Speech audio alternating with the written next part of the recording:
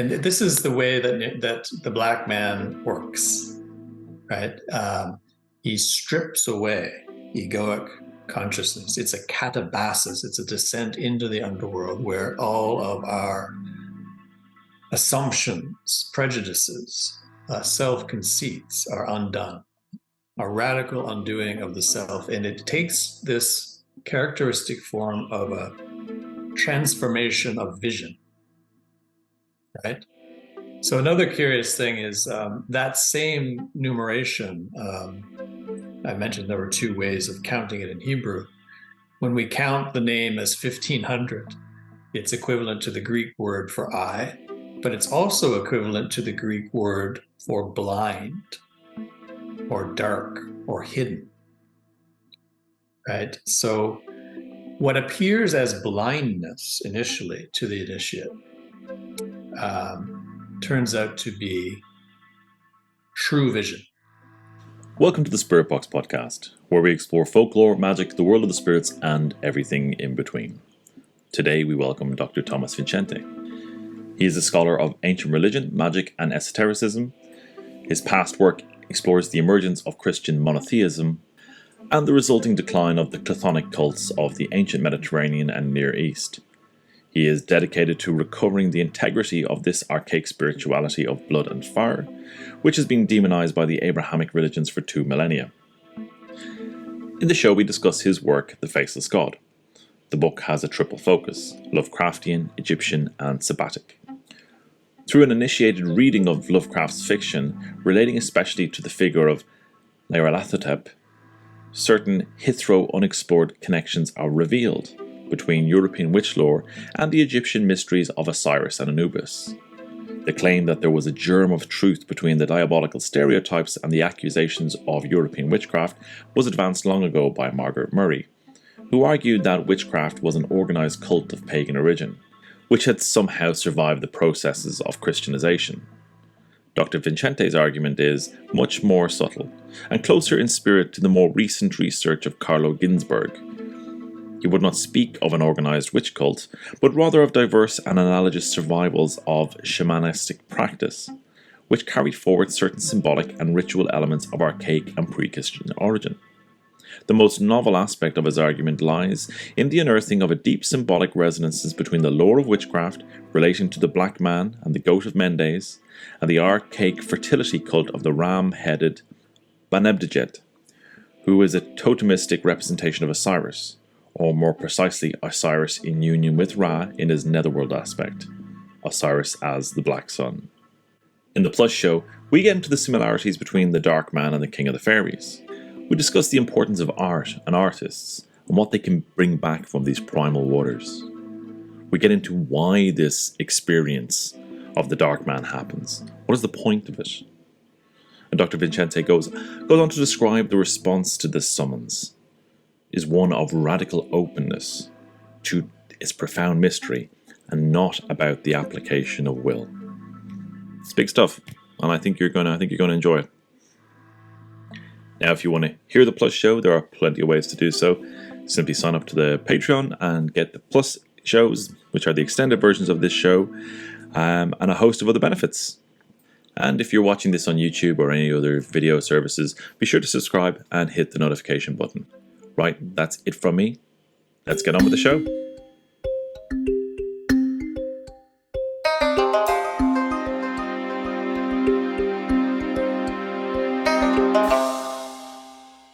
Tomas Vincente, it is very good to welcome you to the Spirit Box. Thank you for coming on the show. It's a pleasure and an honor. Thanks for the invitation. My pleasure. So we were put in contact through kind of our mutual associate, David Beth.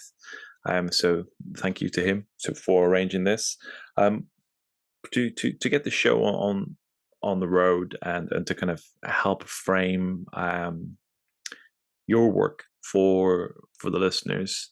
I talk on this show historically a lot about kind of the Dark Man and how that figure, that archetype appears in folklore, particularly Irish folklore and the accounts of the witches. But you have a whole remarkable vein of work and I guess the same current or a similar current, without putting words in your mouth. But after that very meandering intro, could you give a bit of an introduction to yourself and your work? Right. Well, I'm a scholar of ancient esotericism, primarily, um, especially invested in ancient Egyptian and ancient Greek initiatory systems. And the seed of the book, The Faceless God, began with a curious essay, unpublished essay on the gematria or numerology of the name Nyarlathotep, a fictive character of H.P. Lovecraft. And as I began toying with that name and construing it in Greek and Hebrew and calculating the numerological equivalencies, I discovered some quite startling and unlikely associations, which recurred over and over again. And from that, I noted also the association of Nyarlathotep in Lovecraft's story Dreams in the Witch House with the folkloric black man of the Witches' Sabbath, one of the many forms of this multiform deity that appears in so many of Lovecraft's stories. And then from there, I begin to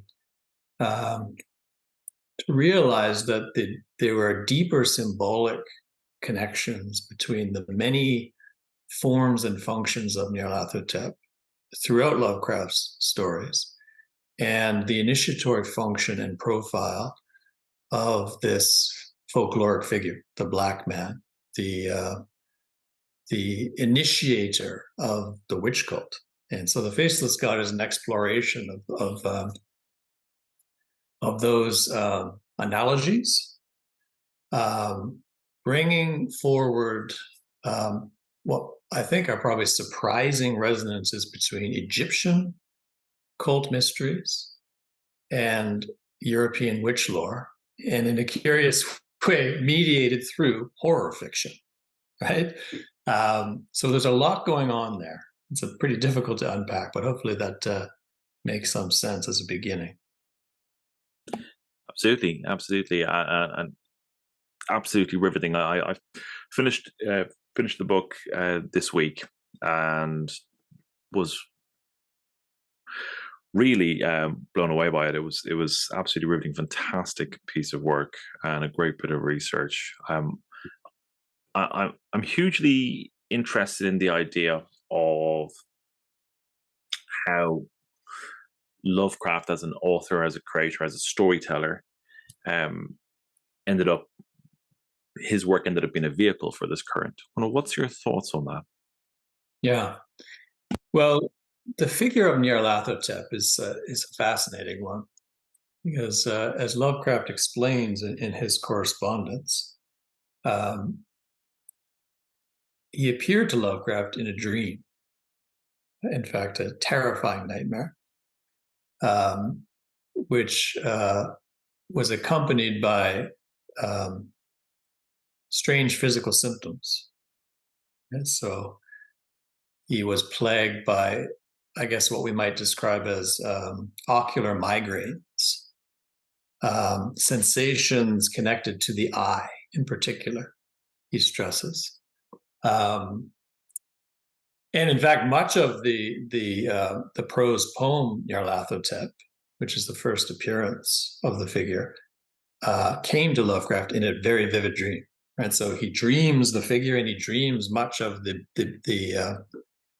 material that later becomes this prose poem. Lovecraft's dreams are not ordinary dreams. Yes, Nyarlathotep appears to Lovecraft in this extremely vivid and terrifying dream. And, there are many, we think of the characters like Randolph Carter in Lovecraft's fiction.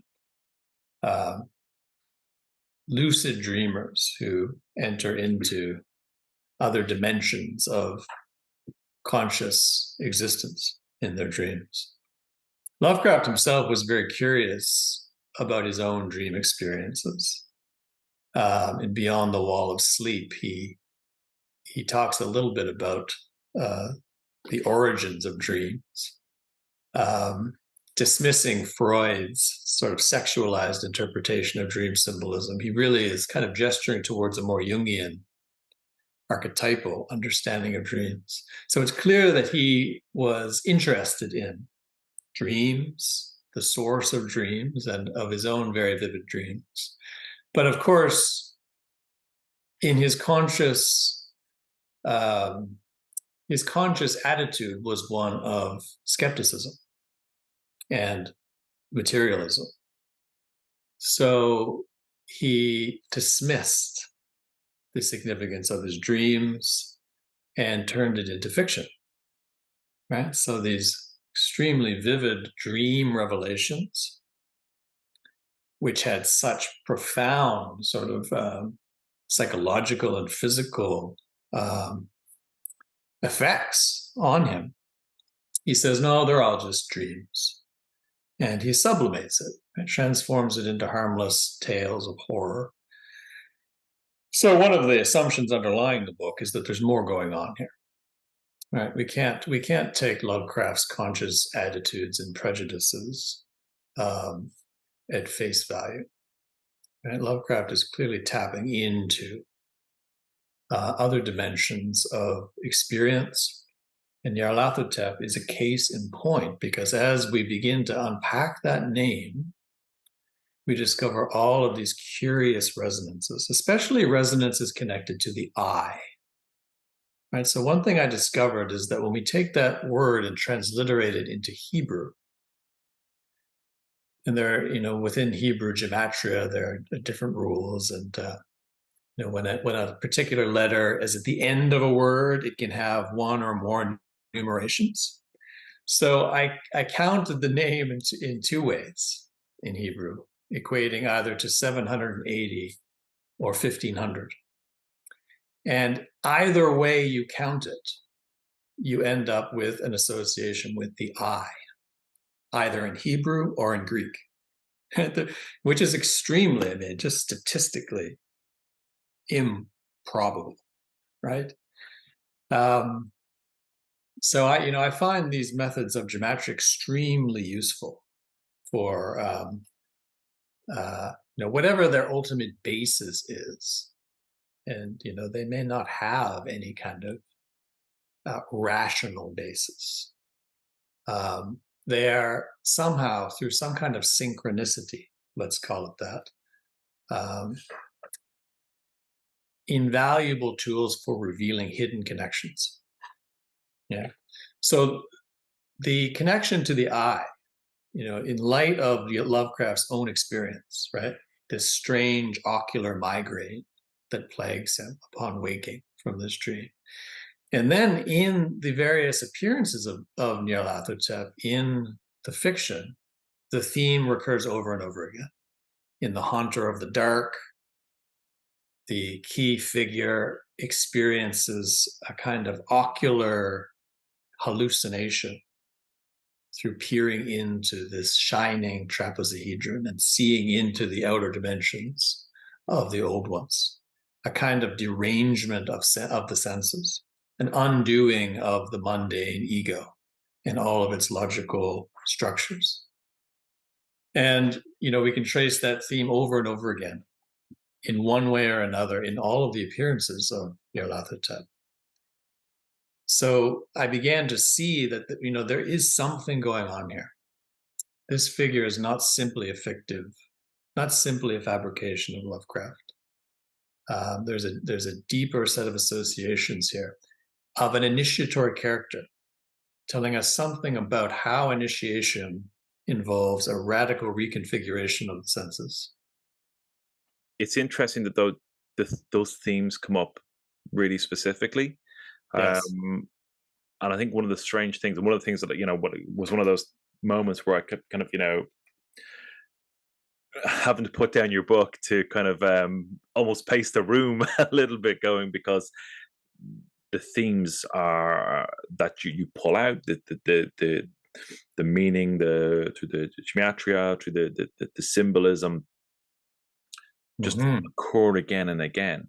Yes. And I really enjoyed the level of kind of deep esoteric learning that you were able to apply to that symbolism.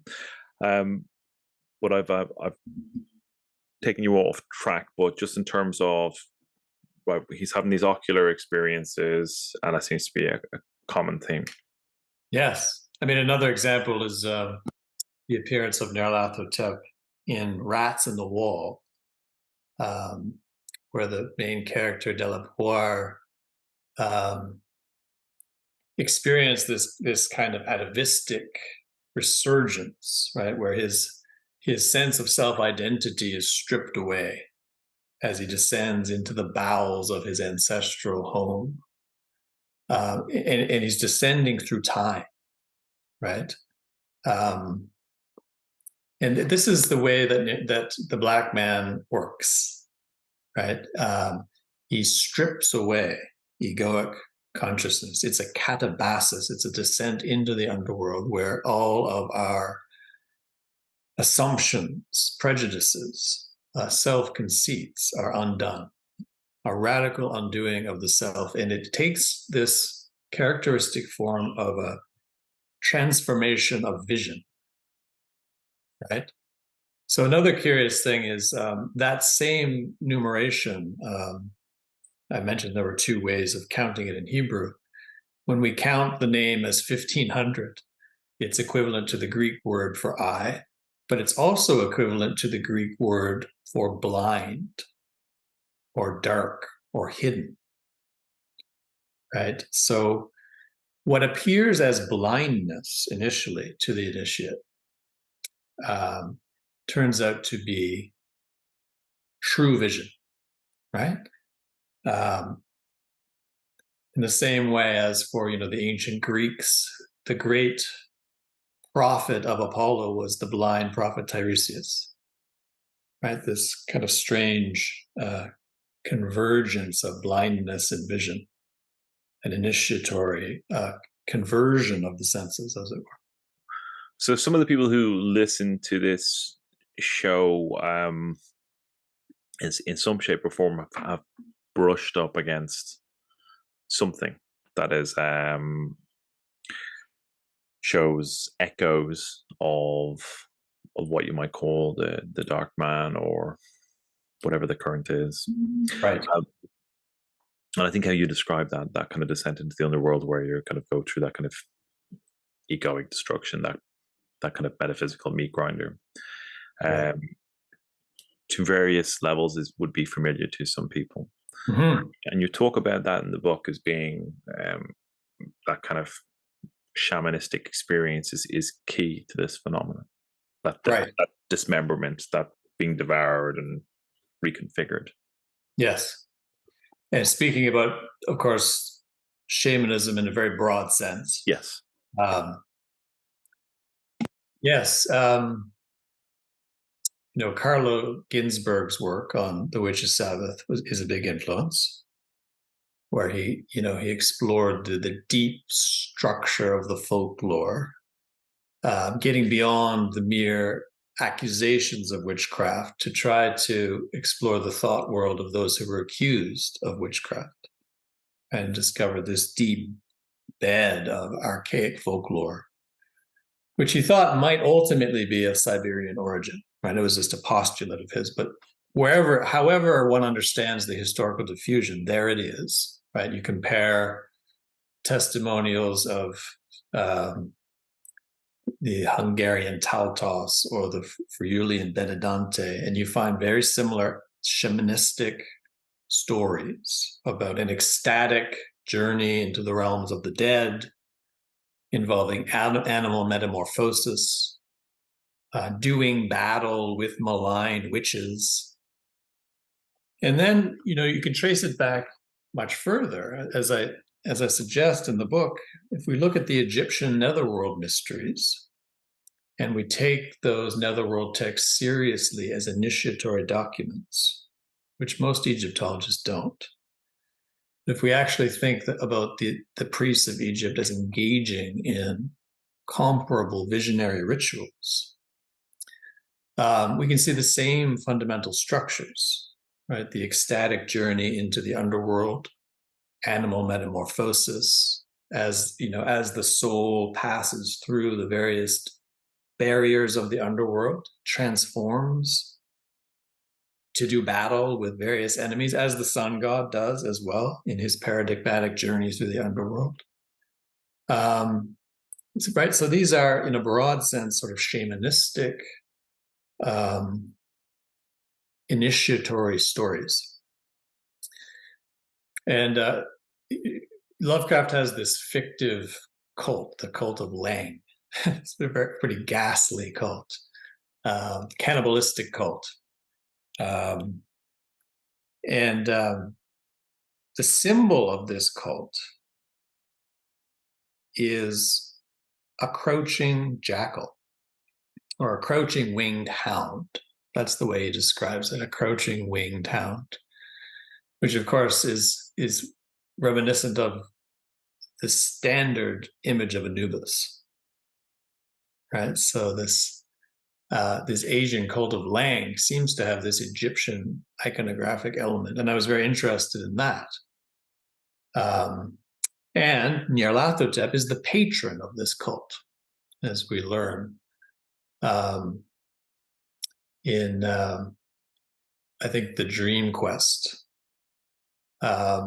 So we have this Egyptian figure of Nyarlathotep. We have this image of a recumbent sphinx associated with this cannibalistic cult. So I began thinking about, okay, what does cannibalism mean here? And if we think about it in a shamanistic sense, right? Where, as in the Bond mysteries too, right? The initiate undergoes a kind of devouring. The spirits devour the persona, as it were, of the initiate, right? And then if we compare that to the cult of Anubis in Egypt, right? The god of embalming, the devourer of the dead, right? There's clearly some kind of connection there, right? In the understanding of initiation as an undoing of the profane self. And the jackal who feeds on the dead is a pretty good totemic image of that kind of initiatory experience. Pulling a lot of things together here. Hopefully this is okay. No, it's great.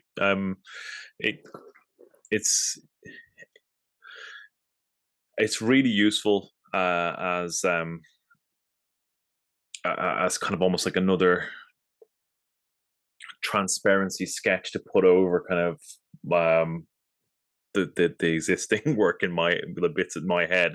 So it's very helpful in a sense, because a lot of the stuff does line up, as I said, kind of through Irish folklore and through my own kind of very much narrow research into primarily Scottish and British witchcraft trials. There's virtually none in Ireland. There's very few. But I'd like to learn more about that. I'd love to learn more about that. Yeah, so I'll send stuff over to you. Great. The stuff I already sent to you was specifically around. I was looking at the idea of caves and wells beneath caves, and the wells representing the primal womb. Mm-hmm. You talk about kind of the womb of the dark mother, the dark womb of the mother. Right. Well, I use the phrase dark womb specifically, and this is where we get these things where you kind of put the transparencies over each other, and people are looking at these things from different angles, and we start to get, okay, those things are fairly similar. And the dark womb as being an aspect of the void, that cold cauldron of creation from where everything comes. that kind of primal creative spark, everything. This is when I look at the kind of the cave, and the cave has been the first temple, and the kind of the initial depictions of therianthropic figures. We find those in our cave art, like particularly trois frères in France. There's the image called the sorcerer, which is this therianthropic figure, horned, owl faced, and what have you. And that there's multiple versions of this. It comes up again and again and again. And then, of course, the dark man presents himself as the therianthropic, the composite being, and my read of that, the composite being, is, and again in itself, is a metaphor for non-dualism, that there is no separation between the human being and nature. Yes. And there's a specific spirit within. Well, it's really all across Western Europe, but kind of I picked up the thread in Ireland as the puka.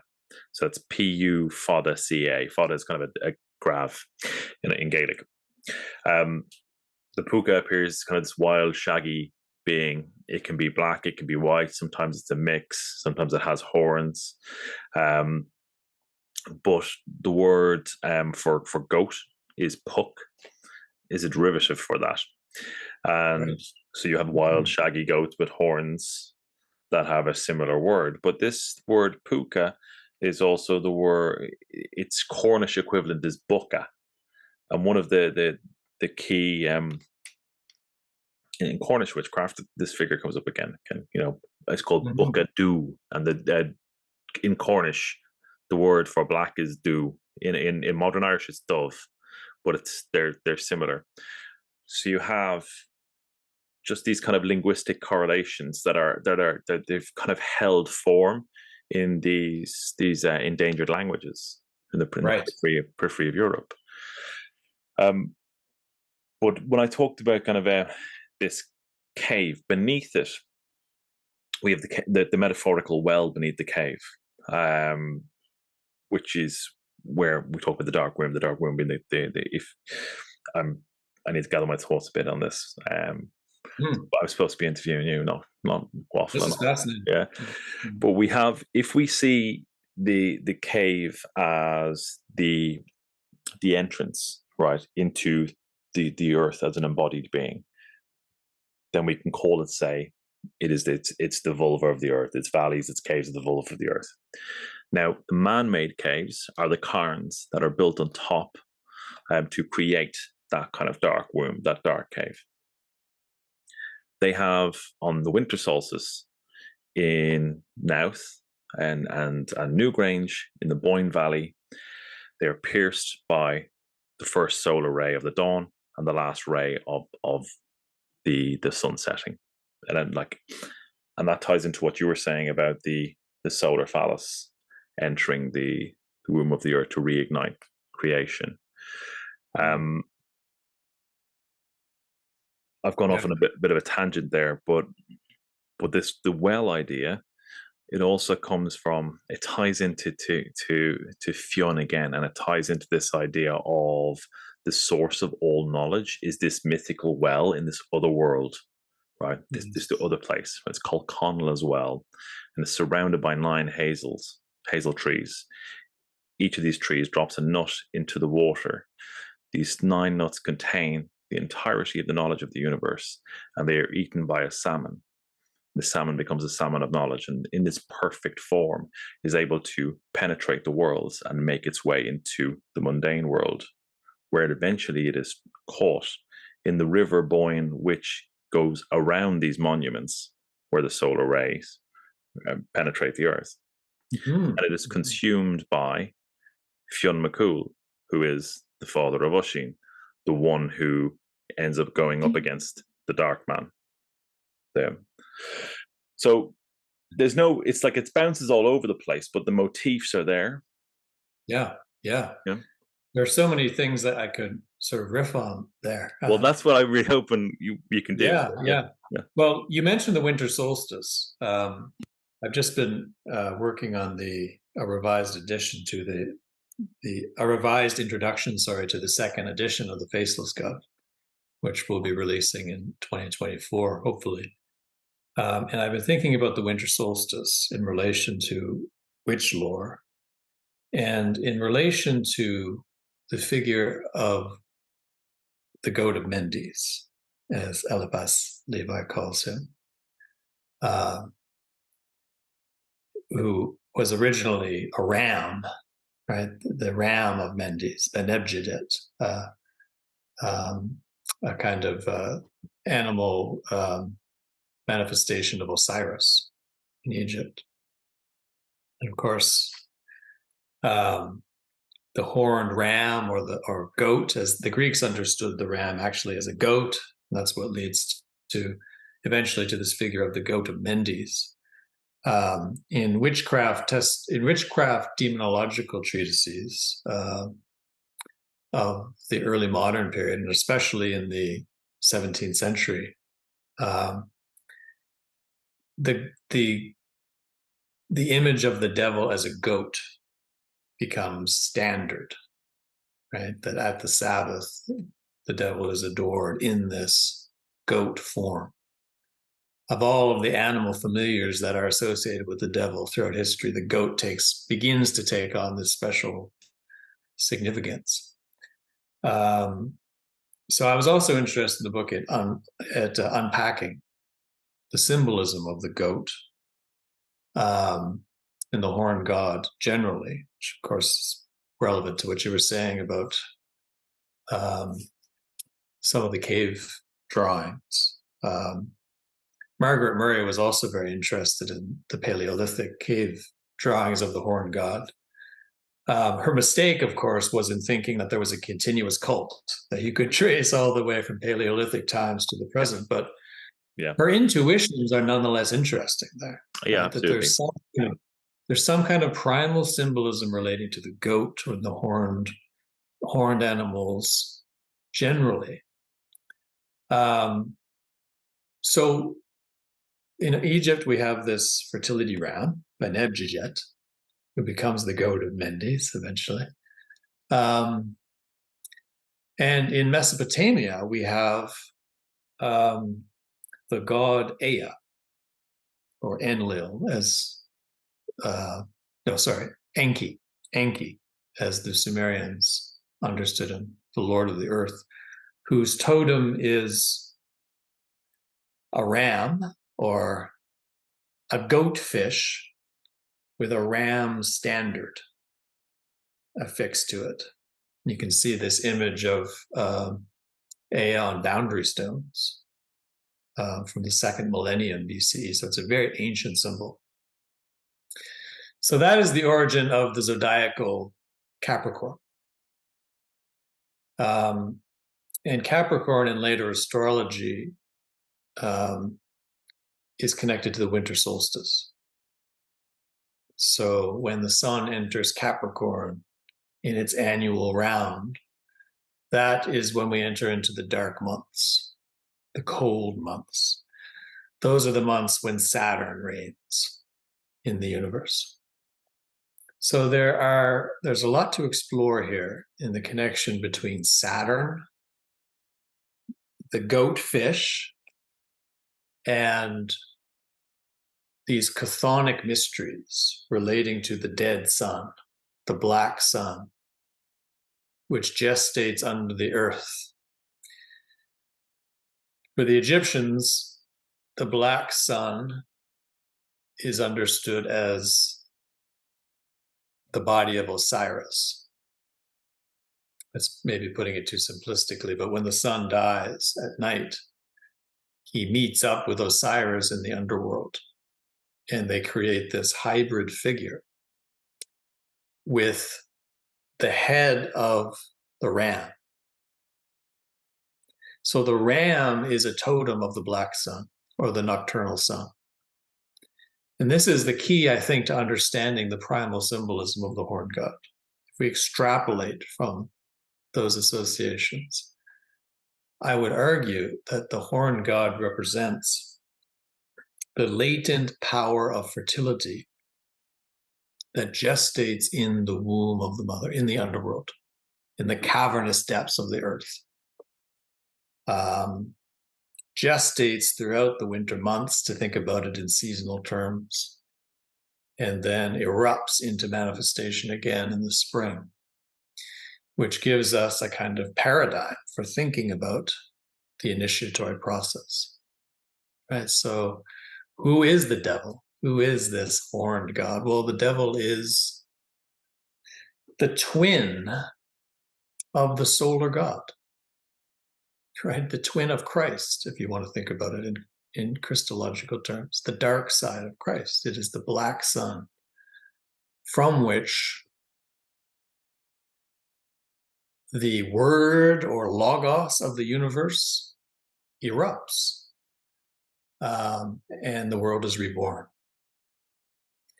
So I was very interested in this, in a strange way, when we unpack the symbolism of the goat, Capricorn, and we get into the deep folklore of witchcraft, we discover that it is at once diabolical, satanic, and deeply Christian. Of course, in a broad sense, you see what I mean. That it's really pointing to a non-dual understanding of how logos and anti-logos meet.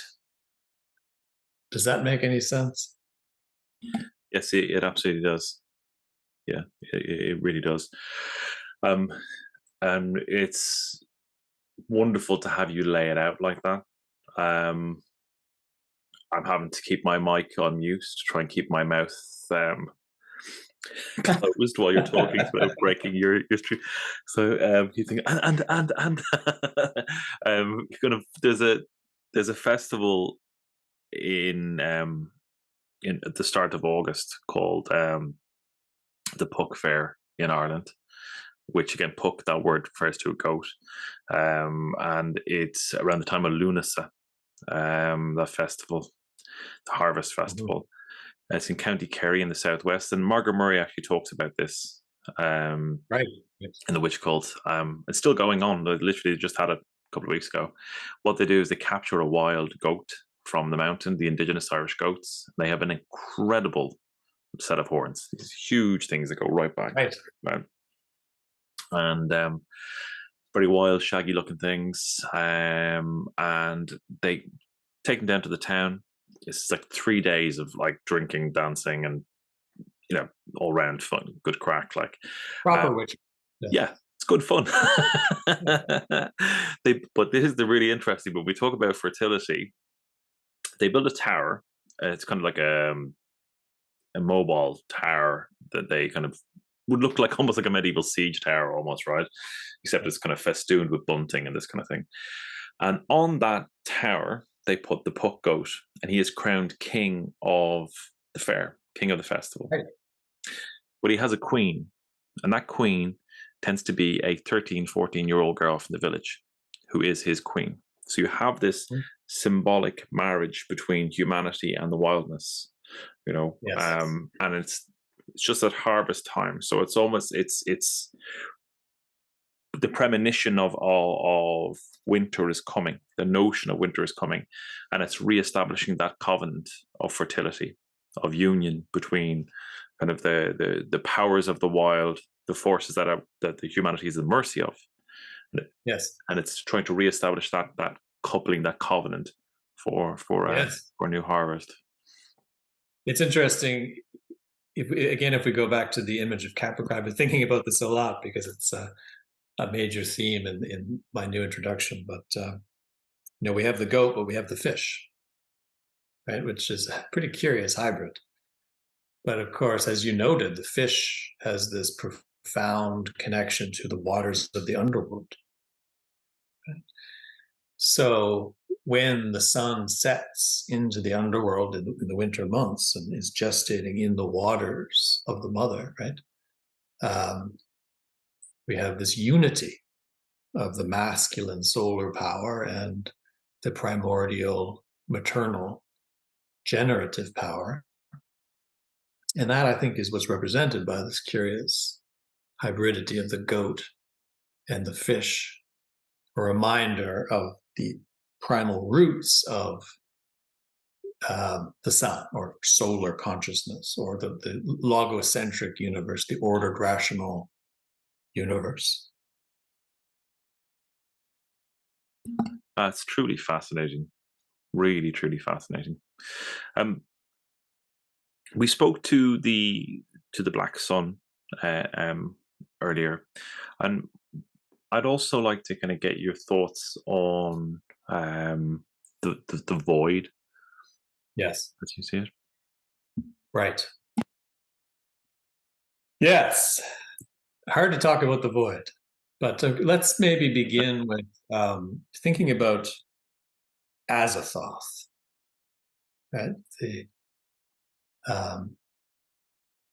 Who is sort of Lovecraft's fictionalized attempt to imagine absolute chaos. Right? Nyarlathotep is, in some sense, the messenger or incarnation of Azathoth. He's a kind of messiah figure.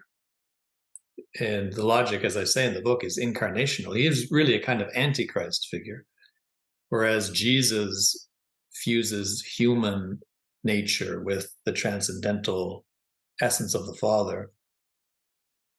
Nyarlathotep fuses human nature with organic, with the animal. And you talked a little bit about this merging earlier of the human and the organic. I think that's what the black man is gesturing to, the faceless God, right? It is reminding us of our deep roots in the earth, right? So it is a counter to this transcendental image of incarnation, right? It's gesturing downwards. It's saying, don't look up to some kind of pure transcendental source. Look down to the generative womb from which all things spring. And we see this also in the figure of Anubis, right? This strange stereomorphic merging of the human and the animal, right? Or even in the figure of Capricorn. All of these symbols of hybridity are reminding us about the porous boundaries between our human nature and all of the natures around us. So Azathoth, of course, is the ultimate erasure of boundaries. Right? All of the cherished convictions that we hold, all of the logical structures that we hold on to, they dissolve in the face of this void of Azathoth. And Nyarlathotep is the messenger, the incarnation of this principle. And that's why the initiatory experience of encountering this God is so unnerving. That's why it involves this fundamental distortion of the senses, right? So there's the origins of the name Azathoth. We don't know where Lovecraft got it from, but it's likely that it was derived from the alchemical word azoth. We know that Lovecraft had some access to the works of Eliphas Levi. And Levi talks also about the azoth, which is an early modern alchemical concept.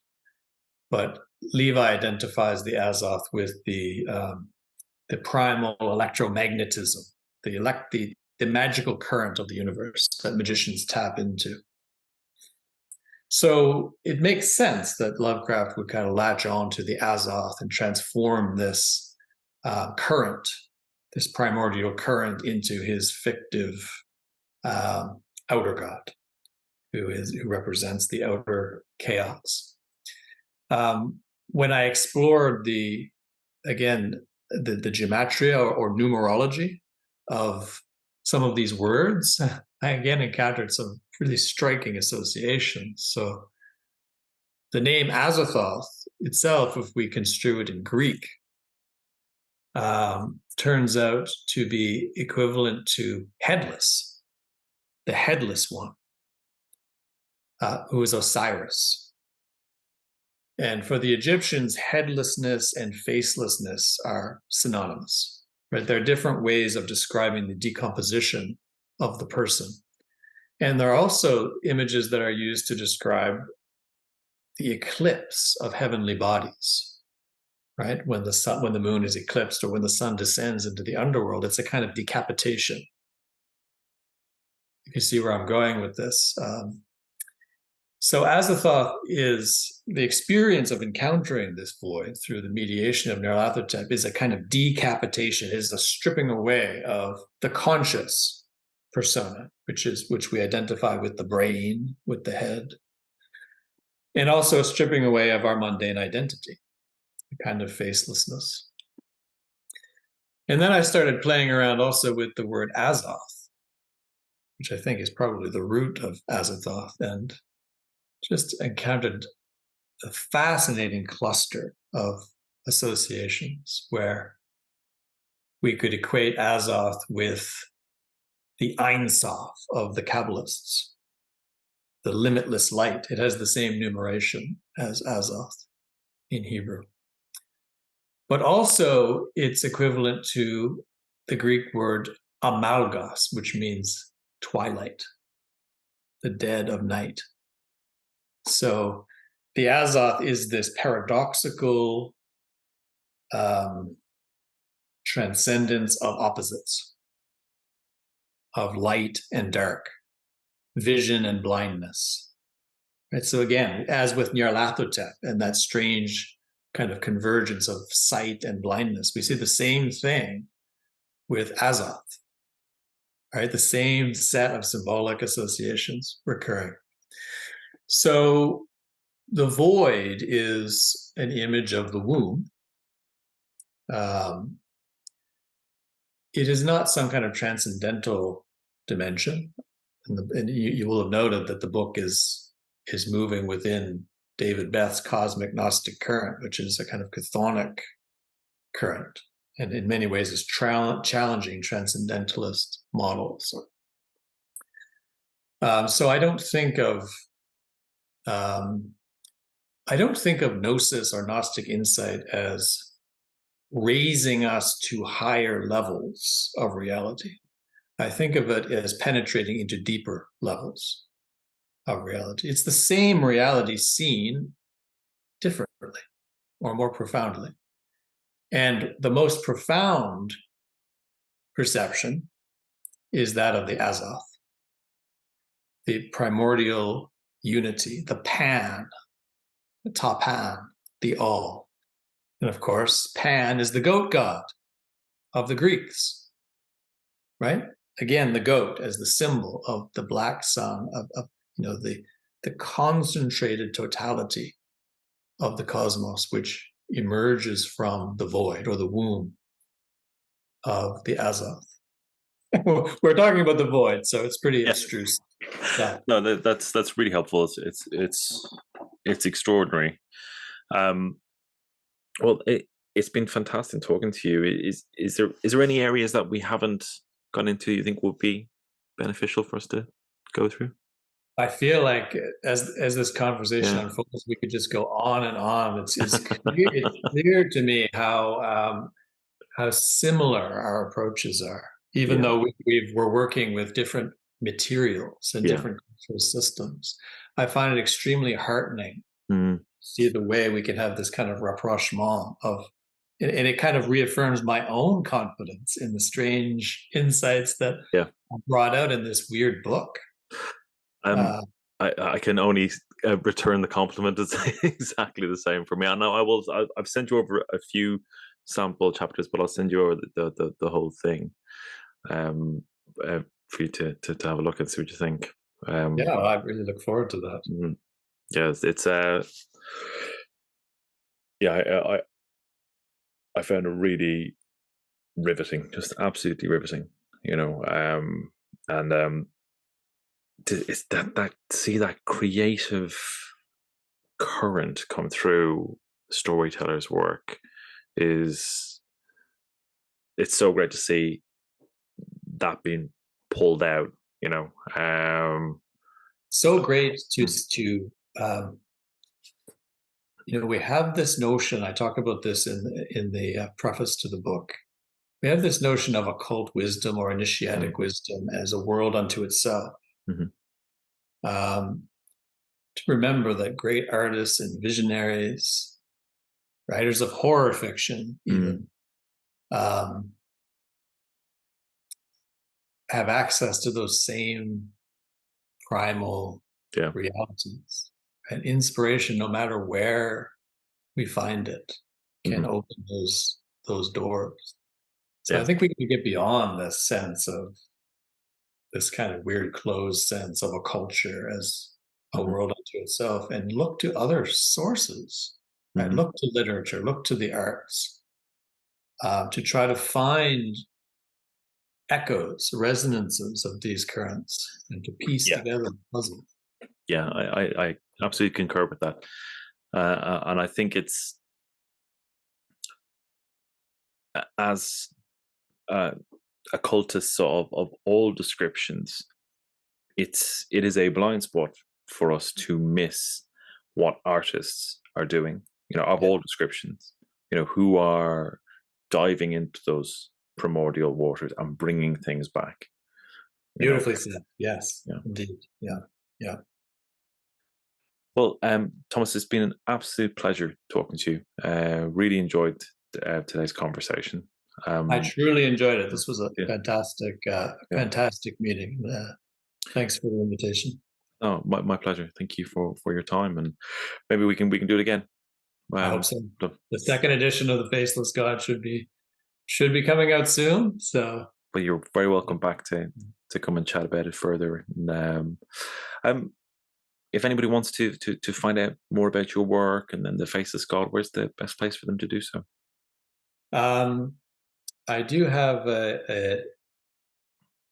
my email is I'm not on any of the social media platforms anymore. I think I have a moribund Facebook account.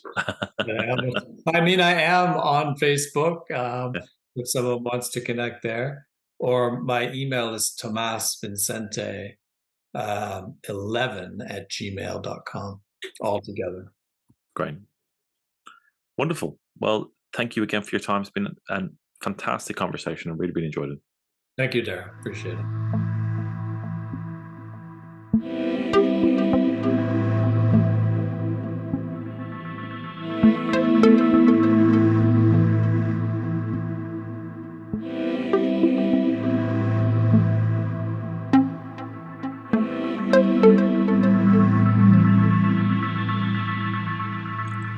Wonderful stuff. I hope you all enjoyed that. I found it deeply illuminating. It was a really rich conversation, and one I hope I can repeat in the future soon. Fantastic information and insight there. So if you want to find out more about Dr. Vincente's work, check out the links below around the subject matter. I won't publish his email address. You'll have to listen to the show to dig that out. Otherwise, he'll be spammed to hell. But I'll leave it there. I'm Darren Mason, and you've been listening to The Spirit Box. Take care and goodbye.